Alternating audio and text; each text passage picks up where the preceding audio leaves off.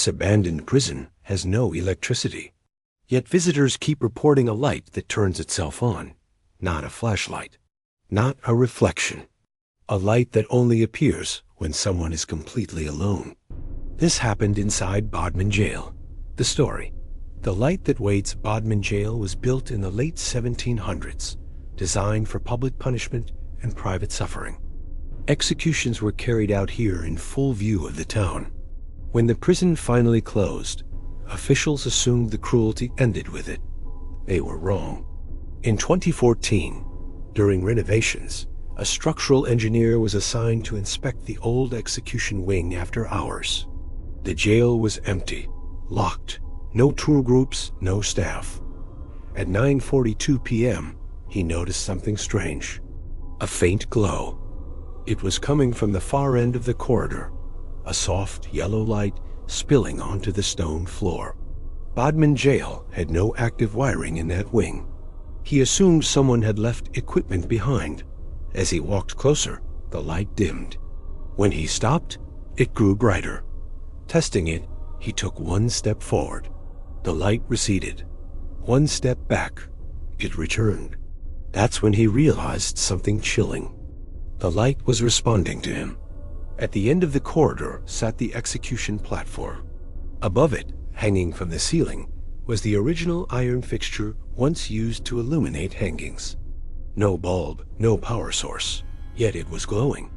Suddenly, the temperature dropped. His breath fogged. The light intensified until the platform beneath it became visible. Then he heard movement. Not footsteps. A shift of weight, like someone adjusting their stance. The light swung gently, as if disturbed. The engineer backed away slowly, refusing to turn his back. As he crossed the doorway, the light snapped off. Instant darkness. Later that night, security footage showed something impossible. At 9:43 p.m., a shadow formed on the platform. No body, just a shadow, standing still, waiting. To this day, staff at Bodmin Jail quietly warn night crews about one thing. If you ever see a light in the execution wing, do not walk toward it. Do not acknowledge it, because it doesn't want to scare you. It wants you to stand where it stood. Abandoned prisons don't always trap spirits.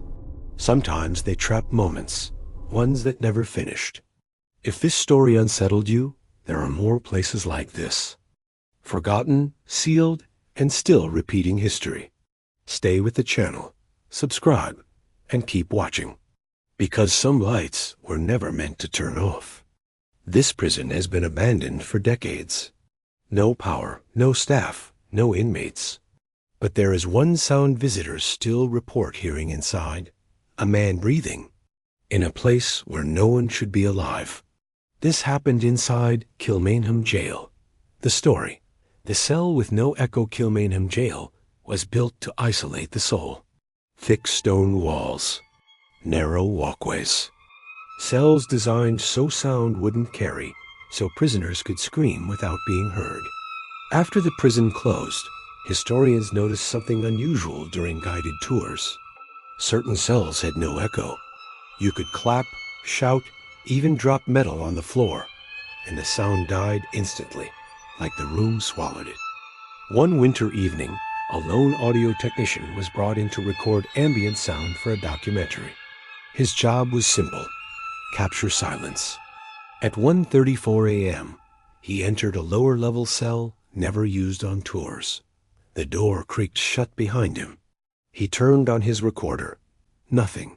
Not wind. Not movement. Not even his own breathing. Then the headphones crackled. A second breath entered the feed. Slow. Wet. Too close. The technician pulled the headphones off, but the sound continued. Behind him. He spun around, flashlight shaking, sweeping the empty cell. Stone walls. No doors open. No hiding place. The breathing stopped. Then a voice spoke low, controlled, exhausted. You hear it too now. The recorder shut off on its own. The technician fled the prison and refused to return. Weeks later, when the audio was reviewed, investigators found something disturbing. The file labeled Silence Test Cell B was 3 minutes longer than the time he was inside. The extra audio contained only one thing: breathing. And near the end, a whisper not meant for the microphone: "Don't leave me awake." Kilmainham Jail stands empty today, but guides quietly admit something strange. Phones die in certain cells. Voices feel closer than they should, and no one can record silence there anymore, because something inside the walls learned how to listen back. Abandoned prisons don't decay the way houses do. They remember. If this story stayed with you, there are more places like this, forgotten, sealed, and still reacting to the living. Stay here, subscribe, and keep watching, because some places aren't haunted. They're awake. This abandoned prison has been closed for decades, but investigators keep finding recordings that were never made. No voices, no footsteps, just sounds that only exist before something happens. This took place inside Pentridge Prison. Story. The recording that came first. Pentridge Prison was designed for control-long corridors, heavy bluestone walls, and isolation cells meant to erase time itself. When it closed, officials cleared out inmates, equipment, and staff. What they couldn't clear was routine. In 2019, an urban historian was granted overnight access to document ambient noise for an archival project. The goal wasn't paranormal, just to capture the natural sounds of an abandoned structure. Stone settling, wind through vents, distant traffic. At 12:11 a.m., he placed a recorder in the old division wing and left it running while he inspected another block. 20 minutes later, he returned. The recorder was still running, but the display showed something impossible. The audio file was already labeled, not with a time or date, with a word: "Listen." Confused, he pressed play. The recording began with silence, then metal creaking. Not rusted movement, not decay. A clean, deliberate sound. Then a pause, and then his own voice. Calm, clear, saying something he hadn't said yet. "I shouldn't be here." The historian froze. The recording continued. Footsteps followed his exact walking rhythm. A breath, a nervous swallow. Then another sound entered the file. A low knock. 3 times. From inside the wall. Suddenly, behind him, the same knock echoed through the corridor. 3 sharp impacts. The historian grabbed the recorder and ran.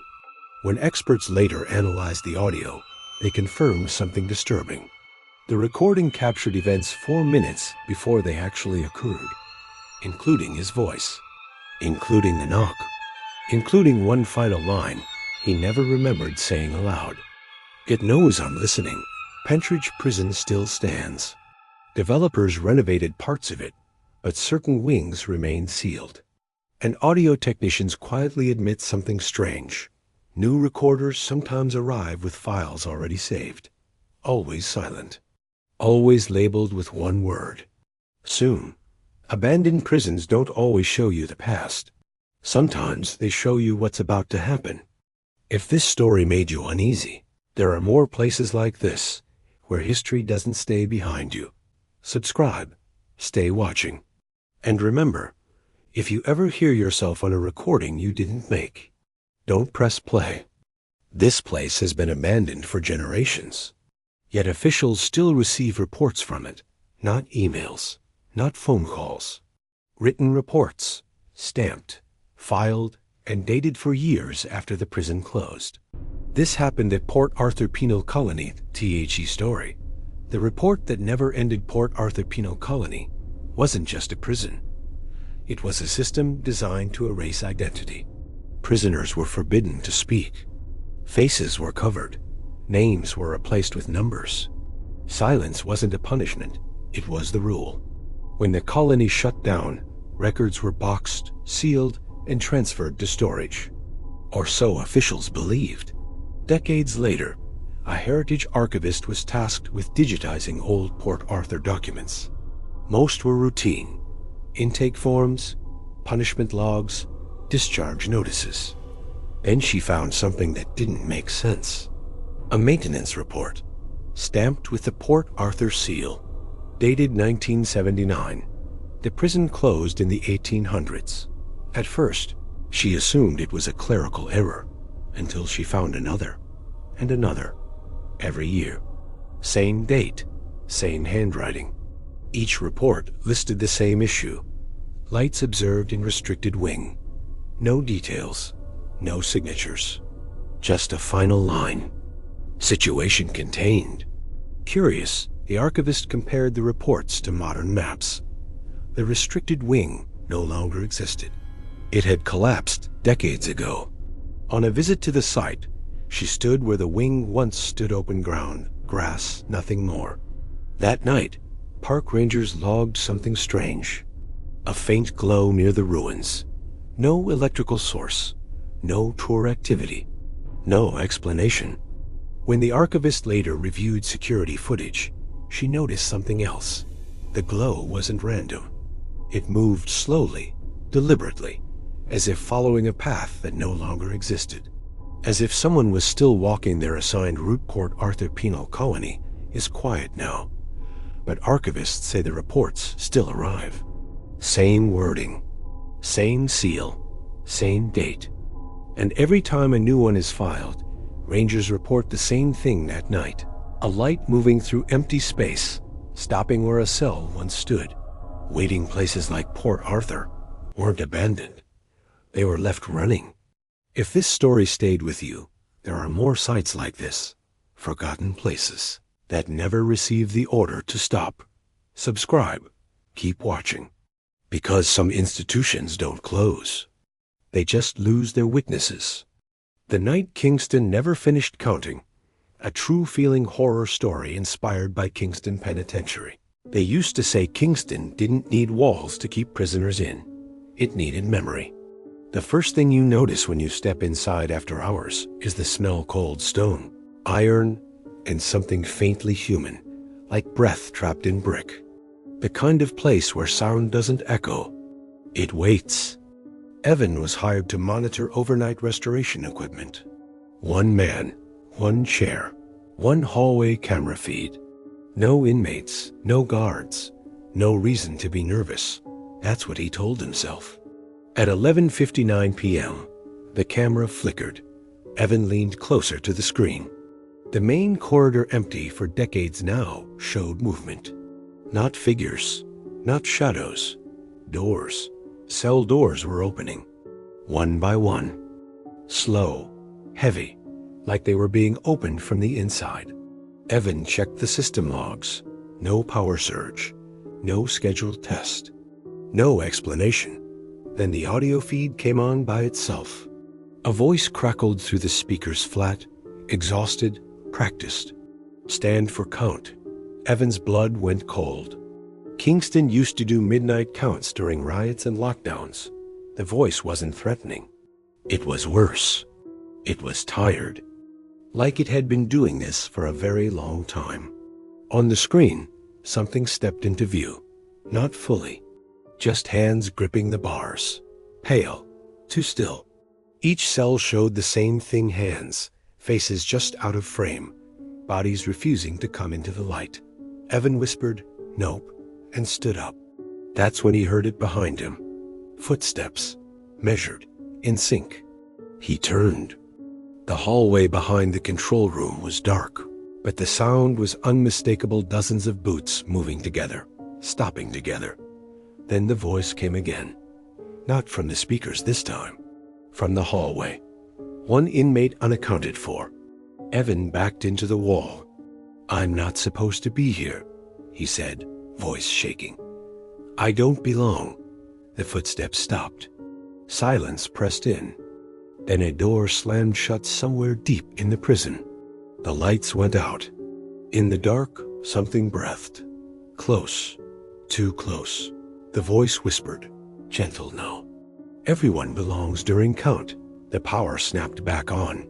The monitor showed empty corridors, locked doors. No movement. Evan ran. He quit that night, and never spoke about it again. But months later, during a historical walkthrough, a guide paused in front of a sealed cell and frowned. "That's odd," she said. "This name isn't in the records." Carved into the stone were fresh marks, a name, and beneath it, a sentence scratched deep, like someone was afraid it would fade. "Count never ends." And here's the thing. If places like Kingston are really empty, why do they still keep count? So if you ever visit a prison after dark, and you hear footsteps moving in rhythm, don't turn around.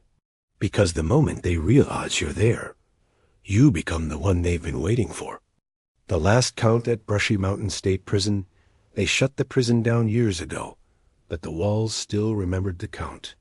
Marcus didn't believe in haunted places. He believed in rot, neglect, and people letting their imaginations run wild. That's what he told himself as he locked the iron gate behind him and stepped into the abandoned cell block with his flashlight. The state had hired him to inventory old records before demolition paperwork no one wanted to touch. 5 nights, alone, easy money. The silence was the first thing that bothered him. Not quiet, silence. The kind that presses against your ears like it's waiting. Cell doors lined the corridor, rusted shut, each with a small square window. Marcus walked past them, boots echoing. His flashlight beam skipped across peeling paint and scratched walls' names, prayers, tally marks. Then he noticed something wrong. Every tally stopped at 4. He frowned. Inmates used tally marks to track days, punishments, sanity. But every single one ended at 4. No 5th mark. No slash. Marcus laughed it off and kept walking. That's when he heard it. Footsteps.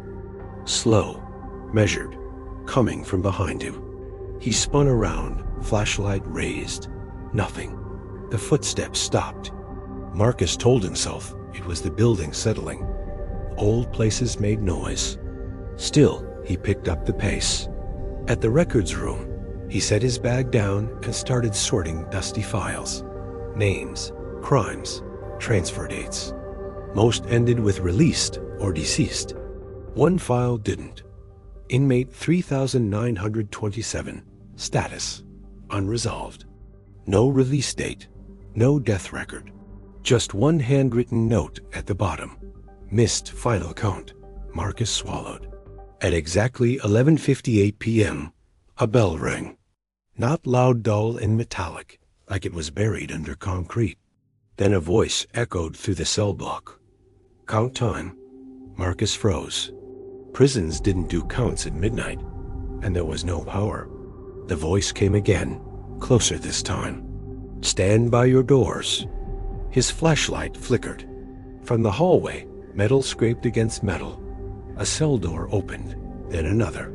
Marcus backed away, heart hammering. Shadows stretched across the floor long, thin shapes that didn't match any human body. He ran. As he sprinted down the corridor, he passed the tally marks again. This time, something had changed. Each wall now had a 5th mark, freshly scratched, bleeding rust. Behind him, the footsteps multiplied, dozens, all keeping perfect rhythm. One missing, the voice said, no longer echoing now right behind his ear. Count must be complete.